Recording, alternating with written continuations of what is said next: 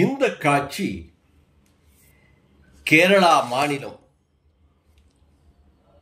காஞ்சங்காடு பரப்பி என்ற ஒரு ஊரில் அடுத்திலே இருக்கக்கூடிய காஞ்சங்காடு பரப்பி என்ற ஒரு அழகான ஊர் என்று சொல்லுகிறார்கள். அந்த ஊருக்கு உட்பட்ட பகுதி காஞ்சங்காடு கேரளா பகுதியிலே. இங்கே நடந்த ஒரு சம்பவத்தை நமக்கு எடுத்து சொல்லி நமது செய்தியிலே போடுவதற்காக அனுப்பியிருக்கிறார்கள். ஒரு 30-40க்குள் இருக்கக்கூடிய ஒரு இளைஞர் நல்ல திடகாரமாக நல்ல நிலையில் நடந்து வருகிறார், நல்ல நிலையில் இருக்கிறார். பார்ப்பதற்கு எந்த விதமான நோய் நொடி ஒரு இடையூறு இல்லாத வண்ணமாக அழகிய ஒரு வாலிபராக இருக்கிறார். இந்த வாலிபர் ஒரு பச்சை காய்கறி கடைக்கு வருகிறார். அந்த பச்சை காய்கறி கடைக்கு வந்து காஞ்சங்காடு பகுதியிலே இருக்கின்ற கடையிலே ஏறுகிறார். ஏறி தன்னுடைய கைபேசி அதாவது செல்போனில் தன்னுடைய அருமை மனைவியிடம் கேட்கிறார், நான் காய்கறி கடைக்கு பச்சை கறிகடைக்கு வந்திருக்கிறேன், என்னென்ன பொருள் வேண்டும் என்று சொன்னால் அதை நான் வாங்கி வருகிறேன் என்று மலையாள மொழியில் தன்னுடைய மனைவியிடம் அன்போடு பேசுகிறார். பேசிவிட்டு அவர்கள் சொன்ன காய்கறி பச்சை காய்கறிகளே மனதிலே நினைத்து இதையெல்லாம் வாங்கி செல்ல வேண்டும் வீட்டுக்கு என்ற ஆவலோடும் ஆசையோடும் அந்த தொலைபேசியிலே பேசிக் கொண்டிருக்கிறார். கடையிலே அந்த கடை உரிமையாளர் இருக்கிறார்கள். அந்த கடையிலே பலரும் பொருள்களை காய்கறியை வாங்கி கொண்டிருக்கிறார். இந்த வேளையில் கடைக்கு சென்று காலடி எடுத்து வைக்கின்ற வேலை. போனிலே தன்னுடைய மனைவியிடம் பேசிக்கொண்டே கடையிலே காலடி எடுத்து வைக்கிறார். வைக்கின்ற போது ஏதோ ஒரு மயக்கம், ஏதோ ஒரு தடுமாற்றம், ஏதோ கால்கள் சொருகுகிறது, கீழே போரோடு விழுகிறார். சத்தம் கேட்கிறது, அவர் விழுந்ததனுடைய சத்தம் கேட்கிறது. அந்த சத்தத்தை கேட்டு காய்கறி கடையினுடைய உரிமையாளர், பக்கத்திலே இருக்கின்றவர்கள், பார்த்து கொண்டிருக்கின்றவர்கள் எல்லோரும் ஓடி வருகிறார்கள். காய்கறி கடைக்காரர் ஓடி சென்று பச்சை தண்ணீரை எடுத்து வருகிறார். எடுத்து வந்து அதை முகத்திலே தெளிக்கிறார். முகத்திலே தெளித்து என்னவாயிற்று என்று மலையாள மொழியில் எந்த ஆயி என்று கேட்கிறார். பதிலே இல்லை. பார்க்கிறார்கள், அவர் அசைவே இல்லை. அவருடைய நாடி துடிப்பெல்லாம் நின்றிருக்கிறது, மூச்செல்லாம் நின்றிருக்கிறது. ஒரே ஒரு நொடிதான். அருமையாக பேசிக் கொண்டிருந்தார். மனைவியிடம் என்ன காய்கறிகள் வாங்கி வர வேண்டும் என்று கேட்டுக்கொண்டிருந்தார். 35 to 40 வயதுக்குள் இருக்கக்கூடிய ஒரு இளைஞன் நினைக்கின்ற நேரத்திலே இறந்து விட்டார். இதுதான் மனிதனுடைய வாழ்க்கை. மனிதர்கள் இதைத்தான் கண்ணதாசன், பாட்டுக்கோர் புலவன் கண்ணதாசன், கவி கண்ணதாசன், கவியரசன் அல்லவா கண்ணதாசன். அந்த கவியரசன் ஒரு பாடலை எழுதியிருப்பார். மனிதன் நினைப்பதுண்டு வாழ்வு நிலைக்கும் என்று, மனிதன் நினைப்பதுண்டு வாழ்வு நிலைக்கும் என்று, இறைவன் நினைப்பதுண்டு பாவம் மனிதன் என்று, இறைவன் நினைப்பதுண்டு பாவம் மனிதன் என்று, மனிதன் நினைப்பதுண்டு வாழ்வு நிலைக்கும் என்று, இறைவன் நினைப்பதுண்டு பாவம் மனிதன் என்று.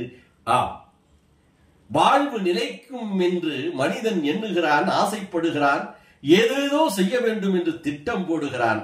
ஆனால் இறைவன் நினைக்கின்றான், பாவமடா மனிதா, உனக்கு நான் தானடா நீ இந்த பூமியிலே வாழ வேண்டுமா வாழக்கூடாதா என்று தீர்மானிக்கக்கூடிய தலைவராக நான் இருந்து கொண்டிருக்கிறேன் என்று ஆண்டவன் சொல்வதாக கண்ணதாசன், கவியரசு கண்ணதாசன் பாடலை எழுதியிருப்பார். அவன்தான் மனிதன் என்ற திரைப்படத்தில். அதை நடிகர் திலகம் சிவாஜி கணேசனும் பாடி வருவார். அதுதான் உலகம். என்ன நினைத்திருப்பார் அந்த இளைஞர்? காய்கறி வாங்கி செல்ல வேண்டும், மனைவியிடம் கொடுக்க வேண்டும், சமைக்க வேண்டும், சமைத்து மனைவியோடும் மக்களோடும் பிள்ளைகளோடும் தாயோடும் உற்றார் உறவினரோடு உண்டு மகிழ வேண்டும் என்ற ஆசை. இன்னும் என்னென்ன ஆசைகள், எத்தனை ஆசைகள் அந்த இளைஞனுடைய உள்ளத்திலே இருந்திருக்கும். இப்படி உயிரை விடுகின்ற நொடி ஒன்றுதான் என்று சொல்லக்கூடிய காட்சியையும் பார்த்தோம். அங்கே கோழியை அபகரித்து சென்ற ஜனக்கூட்டங்களையும் பார்த்தோம். இங்கே நல்ல நிலையில் வந்த ஒரு இளைஞர் மாண்டதையும் கண்டோம். இதுதான் இந்த உலகத்தின் நீதி என்று சொல்லி, இதை பார்த்து மக்கள் உணர்ந்து தங்கள் வாழ்க்கையை அமைத்துக் கொள்ள வேண்டும். பிறவி என்பது ஒரு முறைதான்.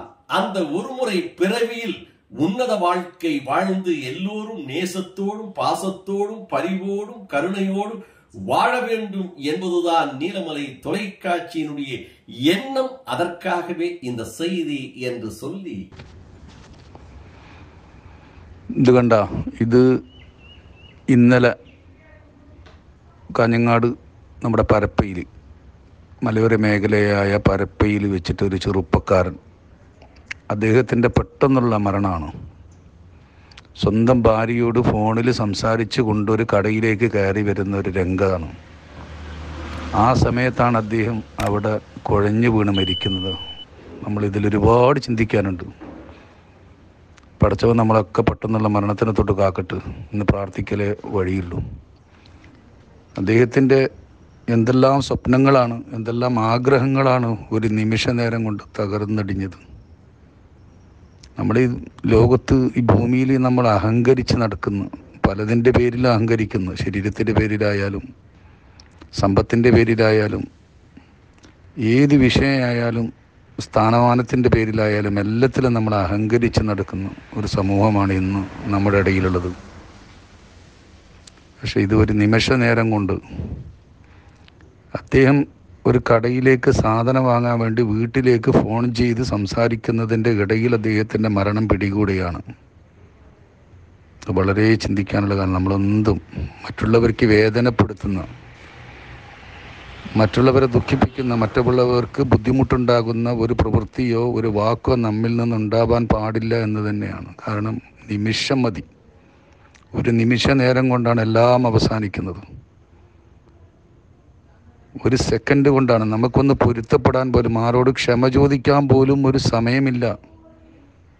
നമ്മുടെ സമ്പത്ത്, നമ്മുടെ ആരോഗ്യം എല്ലാം മാറ്റി നിർത്തപ്പെടുന്നു. നമുക്കാരുമില്ല.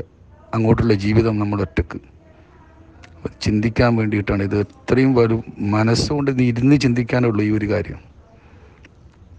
പടച്ചവൻ നമ്മളൊക്കെ നല്ല ദീർഘായുസ്സും ആരോഗ്യവും எல்லாம் നൽകி അനുഗ്രഹിക്കട്ടെ എന്ന് പ്രാർത്ഥിക്കുകയാണ്.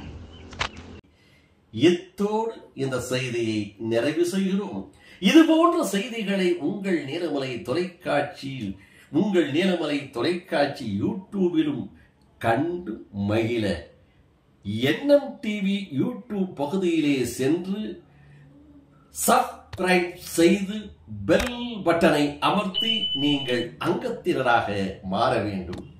அதோடு நீலமலை தொலைக்காட்சி உங்கள் பகுதியில் கிடைக்கவில்லையா, உங்கள் வீடுகளில் வரவில்லையா, உங்கள் பகுதியிலே இருக்கின்ற ஆபரேட்டரிடம் கேளுங்கள். அன்போடு எங்களுக்கு நீலமலை தொலைக்காட்சி வேண்டும், உள்ளூர் செய்திகளை தருகின்ற உன்னத டிவி, பல நவரசமான நிகழ்ச்சிகளை தந்து கொண்டிருக்கின்ற நல்லதோர் டிவி நீலமலை தொலைக்காட்சி, அதை எங்களுக்கு தாருங்கள் என்று நேசத்தோடும் அதே வேளையில் ஆபரேட்டரிடம் உரிமையோடு கேட்டு பெற்று கண்டு மகிழுங்கள் என்று கூறி, நகர்வள பகுதியில் பிரசாத் ஒளிப்பதிவாளரோடும் உங்களிடத்திலே வணக்கம் கூறி விடைபெறுவது என்றென்றும் உங்கள் நீலமலை அன்பில்.